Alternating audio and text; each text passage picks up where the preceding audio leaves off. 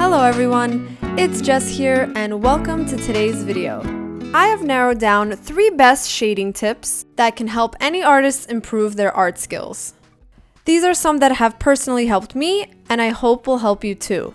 Shading proper values can get a little bit tricky, but the basics that I'm going to mention today will help you apply them to more complex drawings like you see here.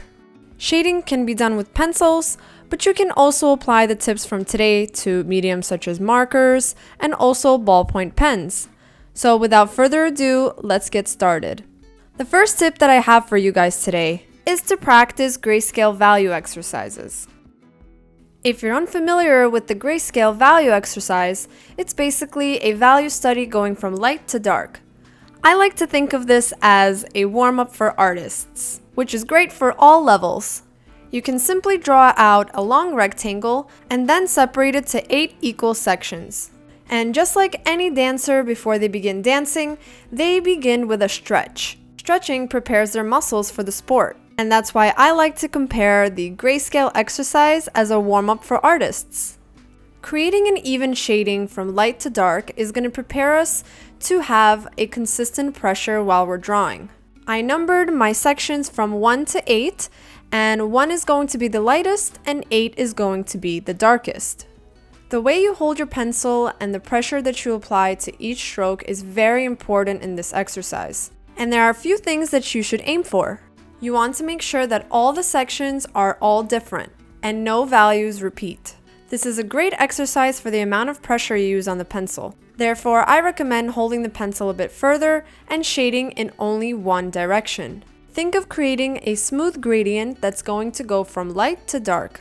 And holding your pencil a bit further will help you gain more control into the amount of pressure that you actually put onto your pencil. When we hold the pencil from afar and use the side of it to shade, we're able to go from light to dark very easily. Getting comfortable with holding your pencil this way may take a little bit of time, but it's the correct way to shade. Now, if I were to hold my pencil much closer, it would create more streakiness and there wouldn't be a soft transition like you see on the left. So I definitely recommend you guys try this if you haven't already, and even if you have, it's always a great tip to try. Every time you're shading, think about creating a smooth, consistent gradient while making all values different going from dark to light. I love practicing these and I think it's a great way to train your hand to shade. And overall, what you should strive for is to shade in one direction, keep the pressure consistent with every section, and make sure that all your values are different. And to add to the fun of the challenge, try a colored pencil. Doing the same study in black and white and in color is something that I'm a big fan of, so I really recommend you guys try one out in black and white and in color. This way you can feel the different pressure and consistency of each pencil. And colored pencils may feel a little bit tricky, but it's all part of the learning process.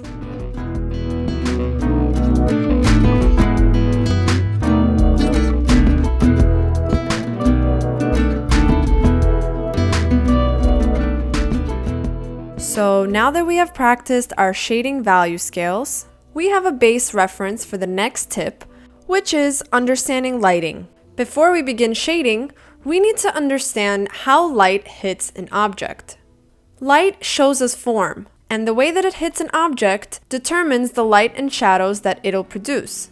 The way you will see it best is if you set up your own object in front of you, and I recommend using a lamp to set the lighting right over the object. Starting with a simple sphere or egg is perfect. Now ask yourself, where is the light coming from? Where is the shadow? Do I see any other values present in this object? Take a second to think about this before you begin shading. Now let's talk about how light actually creates the form. To help us best see, we can actually break them down into a light group and a shadow group. Since the light is coming from the top right, we can easily tell them apart. When we observe the object, we can clearly see the highlights sitting right at the very top where the light hits it the most. Right around it, we have something called the century light, which is the area that faces directly towards the light source.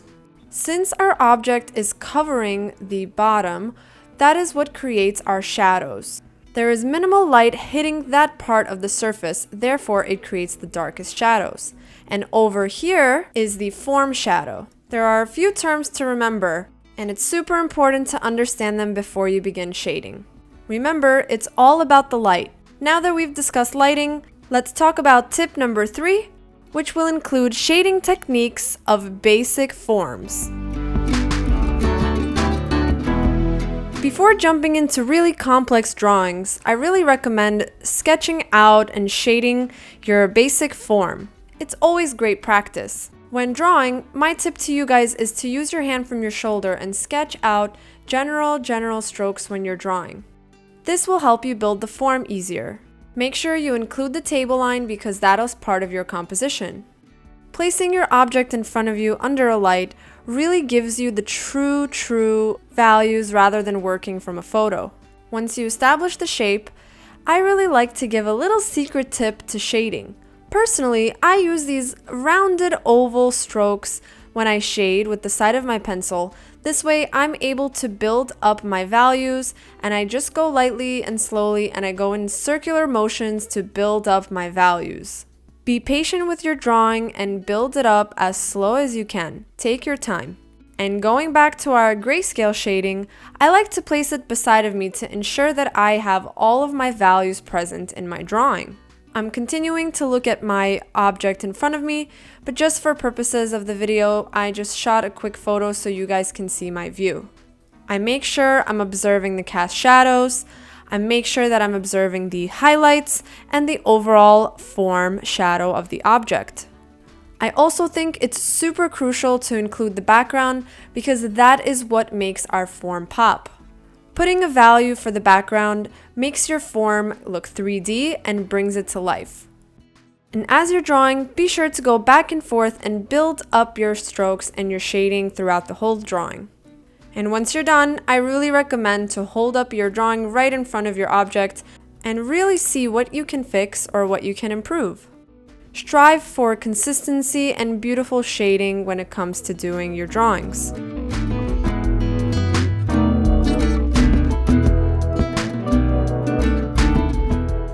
Practicing basic forms is extremely crucial because these basic forms are what make up big complex objects.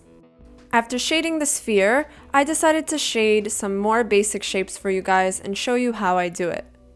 As long as you're thinking about the lighting and where it's coming from and making sure that all your values are present, your shading should be successful. Make sure that you're creating a high contrast of the values, meaning that you have a clear shadow, a clear highlight, and a clear midtone, at least. You can absolutely have more tones in between, but I really recommend having 3 of those at all times. Keep referencing back to your grayscale and compare your values to what you're laying down on your paper. Think about the direction that you put your pencil in. When you're shading any object, try shading in the direction that the object is going. I actually like to start off one way and then crosshatch over, which helps me create a really seamless, smooth shade. Again, with each object, I'm making sure that I have a clear highlight, a clear shadow, a little bit of reflected light, as well as a background. Those elements are the most important. And as you pile up your big collection of basic forms, you want to make sure that you're thinking about some goals for yourself, as always. Although I have shaded many of these and I still continue to learn from them, I set goals and intentions to make sure that I have improved something while making these drawings. Maybe your goal is to simply create a very successful form with clear shadows. Maybe it's to create 10 shapes that have very successful highlights and shadows.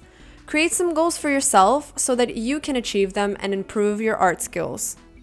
After understanding the basic light and form of all the basic shapes, you will be able to understand the more complex objects and figures that we have when we shade. Although I've had many years of experience, I still go back to these grayscale shadings and my basic forms to make sure I have all my values present and I'm keeping to learn. I hope you guys try these exercises out and put them side by side and compare. Look at your drawing and see if you have the cast shadows, all your highlights, and you're looking at the numbers to see if you have them in your drawing. This way you create a nice reference diagram for yourself, and it's a really helpful visual to help you see. When you understand light and apply them to your drawings become successful. So, I hope you guys enjoyed this video. Thank you so much for watching, and I hope you found it helpful. Make sure you subscribe to my channel and check out other videos for all these different tips I have for you guys. If you try any of these exercises out, feel free to tag me on Instagram. I'd love to see what you guys create. Remember to fall in love with the process and the rest will come. As I'm going through the final drawings that I've made in this demonstration, comment below which one of these tips has helped you the most today. And I hope that this inspired you to try them out for yourself. Thank you so much for the support and for watching, and I'll see you in the next one. Bye!